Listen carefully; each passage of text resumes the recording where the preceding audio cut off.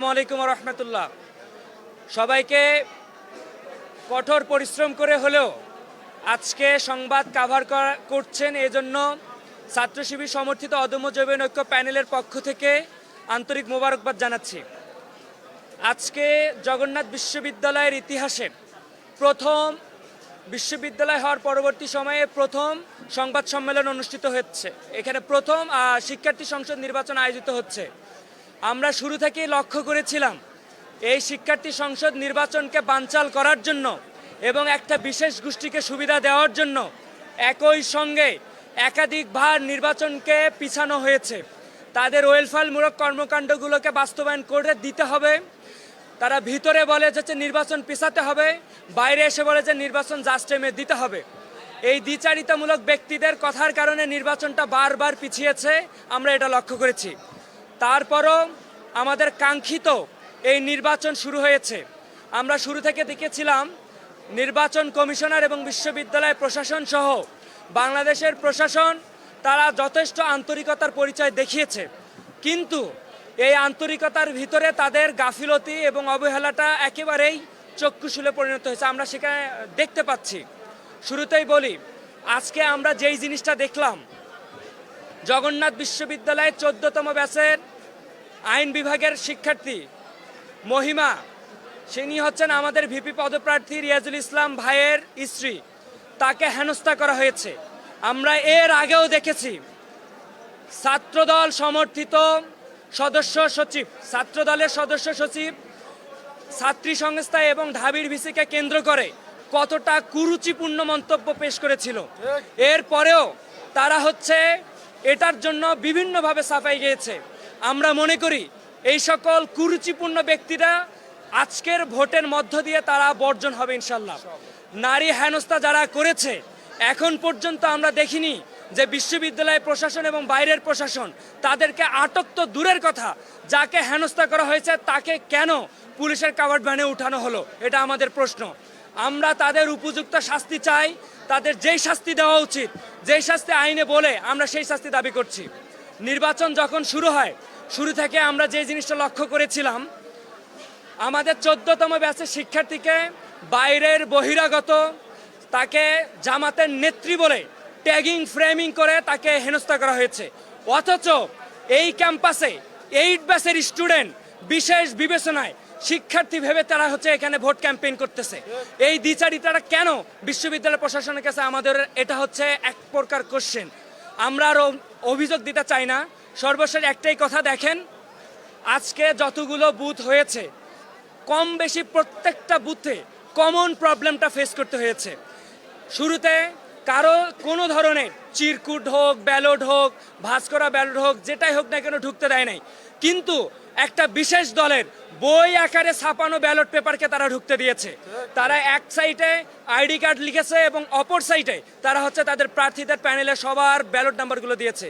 আমরা দেখেছি পোলিং এজেন্টে থাকা অবস্থায় তারা এইটা ইনশিওর করতেছে যে তারা এটা বারবার বিলি করতেছে। আমরা এটা বারবার অভিযোগ করছি, নির্বাচন কমিশনার নিষেধ করছে, কিন্তু প্রিজাইডিং অফিসার পর্যন্ত এই কোশ্চেনটা যে তাদের কান পর্যন্ত পৌঁছায় নাই। আমরা আরও দেখেছি এক নারী বোন, এক না প্রায় একাধিক নারী বোন এসে বলছে অমুক দলের পোলিং এজেন্ট সে আমার সামনে এসে আমি কোথায় ভোট দিয়েছি এটা অবজার্ভ করেছে। তিনি ভয়ভীতি শিকার হচ্ছেন। আমরা দেখেছি নারীদের প্রতি কেন তাদের এত ক্ষোভ, নারীদের প্রতি আস্থার জায়গাটা কোথায়, আমরা বারবার এটা খেয়াল করেছিলাম। আজকেও তাদের এটার এই ফলাফলটা আমরা দেখছি। আমরা আরও কয়েকটা ডিপার্টমেন্টের স্পেসিফিকভাবে নাম বলছি। ইকোনমিক্স ডিপার্টমেন্টে একেবারেই সেন্টারের ভিতরে ছাত্রদল সমর্থিত সেই প্যাডটা দিয়ে তারা ক্যাম্পেইন চালাচ্ছে, অথচ ওই সেন্টারের ভিতরে অন্য কোনো প্যানেলের প্রার্থীরা ঢুকতেই পারতেছে না। এটা কেন, কোন ধরনের দ্বিচারিতা, এটা আমাদের প্রশ্ন। একই কথা আমাদের পলিটিক্যাল সায়েন্সের ক্ষেত্রে ঘটছে। পোলিং এজেন্টরা কেন তারা ভিতরে থাকা অবস্থায় আবার বাইরে এসে ক্যাম্পেইন করে আবার ভিতরে ঢুকতেছে। এই ধরনের সমস্যাগুলো আমরা বারবার ফেস করতেছি। তো আজকের ওভারঅল অবজারভেশন, আমরা নির্বাচন কমিশনার সহ বিশ্ববিদ্যালয় প্রশাসনের সহযোগী হিসেবে থাকতে চাই, কিন্তু তাদের যদি এইরকম দ্বৈতমূলক আচরণ থাকে, দ্বিচারিতা থাকে, তাহলে শিক্ষার্থীরা এবং প্রার্থীরা তাদেরকে সমূলে সেটাকে প্রতিরোধ করবে বলে আমরা আশা রাখি ইনশাল্লাহ। ফলাফল যদি আপনাদের পক্ষে না আসে মেনে নেবেন তো?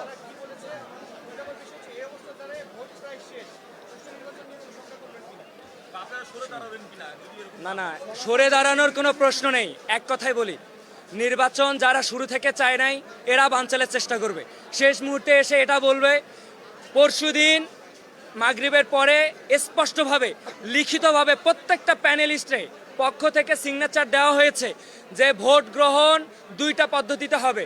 যাদের ক্রস মার্ক ছাড়া একাধিক চিহ্ন থাকবে, সেটা টিক হতে পারে, বৃত্ত ভরাট হতে পারে, এদেরটাকে আলাদা আইডেন্টিফাই করে ম্যানুয়ালি করা হবে, আর বাকি সবগুলো ওএমআর মেশিনে করা হবে। কিন্তু এই প্যানেল একই ঘটনা ওইখানে সাক্ষ্য দিল, অ্যাটেস্টেড করলো, ওরা কথা দিল, পরবর্তীতে এসে সংবাদ সম্মেলনে এসে তারা হচ্ছে ম্যানুয়ালি ভোট চাচ্ছে। এই যে এই দ্বিচারিতাটা তারা এর আগেও দেখিয়েছে, আজকেও দেখিয়েছে, ভবিষ্যতে দেখাবে বলে আমরা এটা আশা করি না, তবে তারা দেখাবে।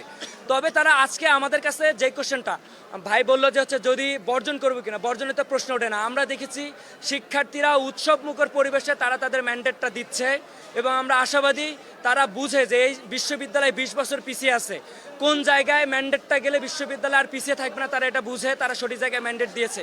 আমরা শিক্ষার্থীদের ম্যান্ডেটকে সম্মান জানাবো, শ্রদ্ধা জানাবো। যদি ছাত্র শিবির বিজয়ী হয়, ছাত্র শিবির তার কমিটমেন্ট শতভাগ রক্ষা করবে এবং একই সাথে দ্বিগুণ গতিতে কাজ করার চেষ্টা করবে।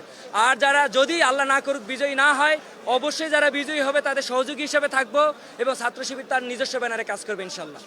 আর আমাদের অভিযোগগুলো লিখিত দেওয়া হয়েছে কিনা, আমরা লিখিত মৌখিকভাবে গিয়ে বারবার বলেছি, প্রক্টর অফিস থেকে আমাদের নির্বাচন কমিশনের সরাসরি গিয়ে বলেছি, এখানে তো খাতা কলম নাই, কয়টা লিখিত দিব, কয়টা সেন্টারে যাব, এই ম্যানেজমেন্টের সমস্যা, এই পলিটিক্যাল সায়েন্সের সমস্যা, এই ইসলামিক স্টাডিজের সমস্যা, ম্যাথের সমস্যা, তো সব জায়গায় তো সমস্যা করতেছে, কয়টা জায়গায় যাব। নির্বাচন কমিশনারের মেসেজটা প্রিজাইডিং অফিসার পর্যন্ত ক্লিয়ারলি যাচ্ছে না। ম্যানেজমেন্ট স্ট্র্যাটেজিতে দুইটা বুথ, দুইটা সেন্টারে হচ্ছে দুই ধরনের মেসেজ। এক জায়গায় হচ্ছে যে চিরকুট নিয়ে ঢুকতে দিচ্ছে, আর এক জায়গায় সবগুলো ফালাই দিচ্ছে। তো এই ধরনের কনসেপ্ট তো আসলে রাখার সুযোগ নেই। তো আমরা এখন পর্যন্ত আশাবাদী, শিক্ষার্থীরা আসলে শুরু থেকে একটা হতাশাই ভুগছিল যে আদৌ আবার আজকে কোনো এক কারণে নির্বাচনটা পিছিয়ে যাবে কিনা, কিন্তু দেখেছে যে নির্বাচন পিছাচ্ছে না। এখন শিক্ষার্থীরা আসছে, আপনারা প্রত্যেকটা বুথে বুথে যান, অসম্ভব লাইন দেখতে পাবেন যে অনেকগুলো শিক্ষার্থীরা তারা হচ্ছে উৎসব মুখরভাবে তাদের প্রার্থীদের বাছাই করার চেষ্টা করছেন। আমরা আশাবাদী শিক্ষার্থীরা তাদের যোগ্য প্রার্থীকে ম্যান্ডেট দেবে। সবাইকে ধন্যবাদ। আপনাদের মোটা দাগে দুইটা অভিযোগ, যেটা ভাই আমি আপনারা এই যে আইন বিভাগের শিক্ষার্থী সংখ্যা প্রকাশ করবেন কিনা, এখন সব মিলিয়ে প্রায় 30-40 মিনিট আছে, এই বাকি সময়টা বা পুরো সময়টা ভোট সুষ্ঠু হচ্ছে না, বা সংখ্যা প্রকাশ করবেন কিনা? এখন পর্যন্ত যে অভিযোগটা এসেছে সেটা হচ্ছে ভোট ক্যাম্পেইনের যে আচরণবিধি সেটা লঙ্ঘন হচ্ছে। কোনো প্রার্থী গিয়ে কাউকে ভোট দিচ্ছে না, বা হচ্ছে তাকে ডিরেক্টলি বাধা দিচ্ছে, এই ধরনের অভিযোগ এখন পর্যন্ত আসে নাই। ভোট বর্জন করার মতো এটা হচ্ছে কোনো প্যানেল, কোনো ব্যক্তি যদি করে, এটা তার নিজস্ব এখতিয়ার। তবে ছাত্র শিবিরের পক্ষ থেকে ভোট বর্জনের কোনো সুযোগ নেই এখন পর্যন্ত। আমরা জানি যে 30 মিনিট পর হয়তোবা মেইন গেট বন্ধ করে দিবে। যারা লাইনে দাঁড়িয়ে আছে তাদের ভোটটা নিশ্চিত করতে হবে, কারণ এখানে 21টা ভোট দিতে আমাদের বুথের পর্যাপ্ত সংখ্যা নাই, মোটামুটি ভালো সময় লাগতেছে। তো আমরা চাইবো যে নির্বাচন কমিশনের কাছে যারা লাইনে বুথে দাঁড়িয়ে আছে, যতক্ষণ না তারা ভোট দিচ্ছে ততক্ষণ আপনারা ভোট প্রদান বা ভোট দানটা বন্ধ না রাখেন। এতটুকুই, ধন্যবাদ। আপনাদের অভিযোগটা আসলে কোন কোন প্যানেলের বিপক্ষে? আর যে অভিযোগটা একটা মোটা দাগে দুটো অভিযোগ আসছে, তাহলে আইন বিভাগের 14 বছরের শিক্ষার্থী হেনস্থার শিকার হয়েছে। তো আমি পার্সোনালি কোতোয়ালি থানার ওসির সাথে যোগাযোগ করছি, উনি আমাদের জানাইছেন যে কোনো ধরনের হেনস্থার ঘটনা ঘটেনি, এখানে শিক্ষার্থীরা উপস্থিত ছিলেন এবং শিক্ষকদের উপস্থিতির মাধ্যমে তাকে নিয়ে যাওয়া হয়েছে।